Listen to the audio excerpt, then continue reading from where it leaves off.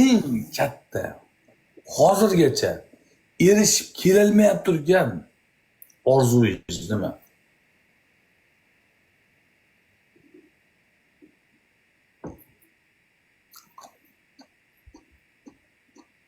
Eng katta orzuyim Siz shuning uchun O'zini- harakat qilyapsiz. Siz shuning uchun harakat qilyapsiz, misol. To'g'risini aytsam, men orzularimga yetib bo'ldim.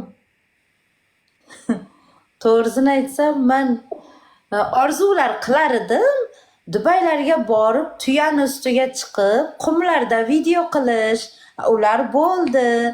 Keyin Burj Xalifada videoga tushish, ular bo'ldi. Chiroyli ko'ylakchalar kiyish, ular ham bo'ldi.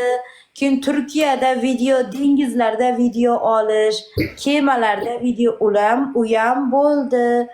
Haligi model bo'lib, bir yoni ochiq ko'ylaklarda video qilish, u ham bo'ldi. Hamma mamlakatlarda erkaklari bilan video qilish, u ham bo'ldi. Niyatimga yetdim video qilish. Keyin yana nima bo'ldi? Shu go'zal restoranlarda video qilish, u ham bo'ldi. Yana nima? Shu go'zal hotellarda video qilish, u ham bo'ldi. Yana nima? Shu ancha go'zal mamlakatlarni ko'rish, go'zal mashinalarda u ham bo'ldi. Endi odam har xil mashinalarga chiqib, har xil uylarda yuraversa, haligi uy mashinalarda ham qiziq qolmas ekan odamga. Mana qarang. Siz orzuyingizga erishib bo'ldingiz. Men orzuyimga erishib bo'lmam, yana orzularim ko'p. Nima deydi? Tailandga bormoqchiman. Men sizga behuda bu savolni bermadim. Siz meni savolim Odam bilan orzu yaxshi. qilishdan to'xtamay. Yo'q, gapni eshiting. Harakati yo'qolib qoladi. Harakatchan bo'lish kerak odam. Harakatingizga gapni eshiting. Men sizga behuda bu savolni bermadim.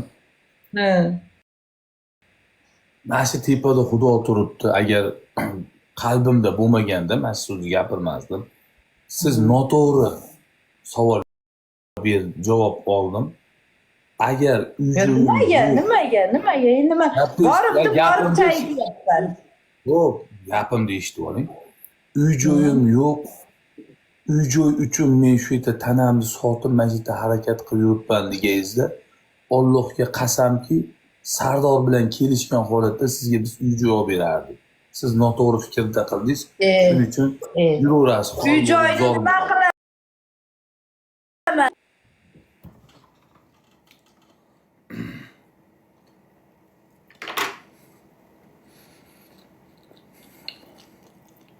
Tuman agar o'zim ham qurbim yetardi. O'zimda ham qurbim yetardi to'lovini qilib berishga. Men shu yerda yig'ib to'lovini qilib berishga. Agar shu niyatda tanasini sotib yurgan bo'lsa, biz shunga yordam berardik. Nima uchun? Nima bo'lgan taqdirda O'zbekda? Assalomu alaykum, Alisa stop. Jimisiz? Bir minut gapni bosib bo'ling. Nima bo'lgan taqdirda ham vatandoshimiz, yurtdoshimiz. Agar shu ishda yurgan bo'lganda